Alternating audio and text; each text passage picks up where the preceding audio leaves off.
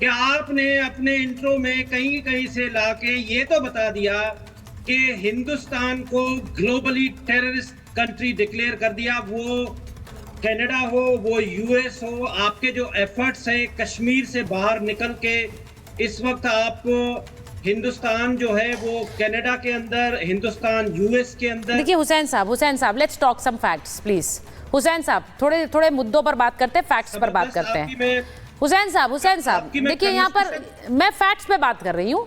आपके साथ अमजद अयूब साहब बैठे हुए हैं, वो कह रहे हैं कम से कम 300 पाकिस्तानी सैनिक मारे गए। अब मैं अपने हवाले से कुछ नहीं बोल रही हूँ सर, मैं उनके हवाले से बोल देती हूँ जो लोग छोड़े गए। सुनिए जो ट्रेन हाईजैक से छोड़े गए, पाकिस्तानी सेना ने कहा हमने इन्हें छुड़ाया, उन्होंने कहा हमें किसी ने नहीं छुड़ाया, हमने पाकिस्तानी सेना ने हमारी कोई मदद नहीं की। तो वो कौन लोग हैं? वो तो हिंदुस्तानी नहीं, वो तो पाकिस्तानी है। आप अपने झूठे भाषण देती रही, फलां मर गया, फलां तबाह हो गया, हमने कुछ कहा। अब आप सुने, हिंदुस्तान की पॉइंट ऑफ व्यू आपने देते रहे। आपको बड़ी तकलीफ है, आपको क्या प्रॉब्लम है कि वहां पे क्या हो रहा है? हमने मारे सर, मुझे प्रॉब्लम है, मुझे प्रॉब्लम यह है कि आपकी सरकार झूठे आरोप हिंदुस्तान पर लगाती है। मुझे दिक्कत इसलिए है, मुझे तो वरना दिक्कत होनी नहीं चाहिए, इसलिए नहीं होनी चाहिए क्योंकि जो विद्रोही आपके खिलाफ एक लड़ाई छेड़े हुए हैं वो आप ही के पाप की वजह से हैं। कि आप लोगों को अभी तक डर खौफ में अभी देख रहा था, बहुत डर रहे से आपने मुसलमानों को थर कांप भी रहे, उसके साथ साथ आपने बहुत डर रहे, आरएसएस के गुंडों कांप भी रहे सर। हुआ था और वो बता रहे थे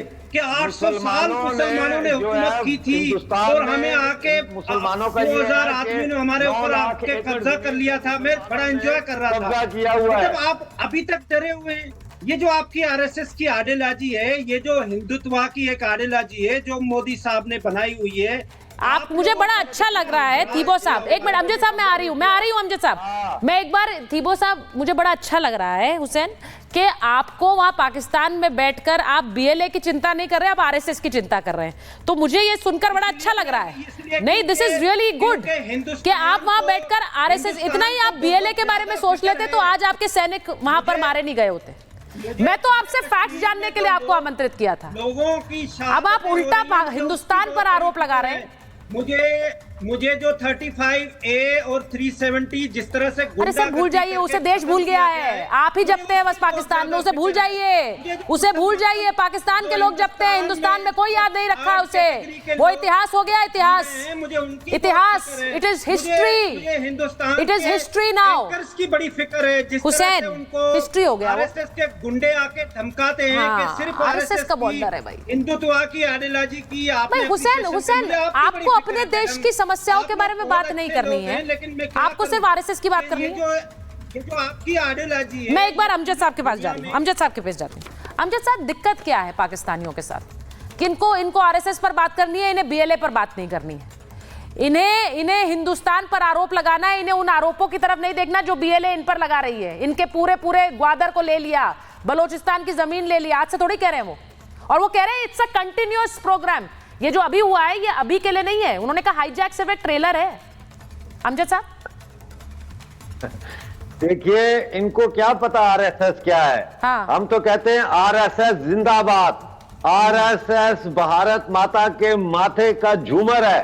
आरएसएस ने जितनी खिदमत की है भारत माता की, आरएसएस ना होती तो भारत देश आजाद भी ना होता। भारत की आजादी की तहरीक की जो नींव होती है, जो फाउंडेशन होती है, वो आरएसएस ने डाली। पहली बात ये कहते हैं जी मुसलमानों के साथ बड़ा जुल्म हो रहा है, मुझे ये बताएं अगर मुसलमानों के साथ जुल्म हो रहा है तो वक्फ जो ऑर्गेनाइजेशन है मुसलमानों की है ना, हिंदुओं की तो नहीं है।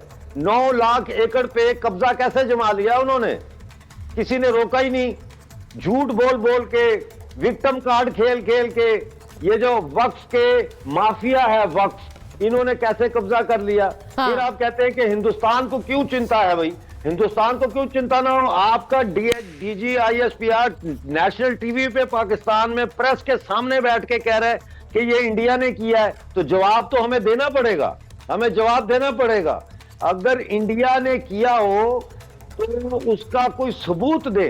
जुबानी कलामी बात करने से कुछ नहीं होगा। जो मक्खी भी मर जाती है तो कहते हैं जी ये अजय डोवल ने मरवाई है। ये कोई अजीत डोभाल का काम है, Yes. ये इंडिया की राह का काम है। ये बड़ी बात है। ये देखिए, जो जुल्म तुमने किए हैं, सबूत देने के लिए जो जुल्म तुमने किए हैं उनकी तरफ नहीं देखना है। वो कह रहे हैं मक्खी भी मर जाएगी तो अजीत डोभाल करा रहे हैं, डोभाल ही सब कुछ करा रहे हैं। पाकिस्तान में सर अगर अजीत डोभाल सब कुछ करा रहे होते तो आज बहुत चीजें बेहतर हो जाती है आपके देश के लिए। मैं तो आशा कर रही हूँ कि अजीत डोभाल बहुत कुछ करा रहे हो। लेकिन देखिए, सीधी बात यह है कि आपके यहाँ पर आपकी सेना जो दावे कर रही है उन्हें लेकर देश की जनता ही कन्विंस्ड नहीं है। आपके यहाँ के पत्रकार बोल रहे हैं कि कोई अकाउंट नहीं है। मैं देखिए सिर्फ फैक्ट्स पर बात कर रही हूँ आपसे हुसैन। आपको अगर यहाँ पर आप लॉजिकल फिर क्वेश्चन करें उसके बाद। तो मैं पूछ तो रही हूँ, आपके देश के पत्रकार ही क्यों सवाल उठा रहे हैं? क्या फिगर्स है पाकिस्तानी सेना की कैजुअल्टीज की? आपके ऑनरेबल मेहमान ने कहा कि मैं आपको फैक्ट्स पे बताऊं कि इंडिया कैसे टेररिज्म में, आपको दुनिया में तो बता दिया, पाकिस्तान में आपको बता दूं, आपके सर्विंग आर्म फोर्सेस के अफसर हमारे जेलों में हैं। कुलभूषण यादव, उसका बहुत बड़ा मिशन है, ये एग्जांपल है। दूसरी आप मुझे बात बता दें, आपके टोटल 2000 आदमी से ज्यादा अफगानिस्तान में लोग नहीं रहते। आपने वहां पे 6 मिशन खोले हुए हैं सिर्फ और सिर्फ कि आप स्टेट स्पॉन्सर्ड टेररिज्म करें रीजन में। इसका आपके पास कोई जवाब है कि आपने कहां कितने मिशन खोले हुए हैं? फिर वही बात है हुसैन, इनवर्ड लुकिंग कहते हैं। जब हम अपनी समस्याओं का ध्यान में रख के हम दूसरे की तरफ मुंह ताकते रहें। हम कहां कितने मिशन खोलेंगे? हम एक समृद्ध देश हैं, we are a prosperous country. हम जितने भी चाहे मिशन खोल सकते हैं।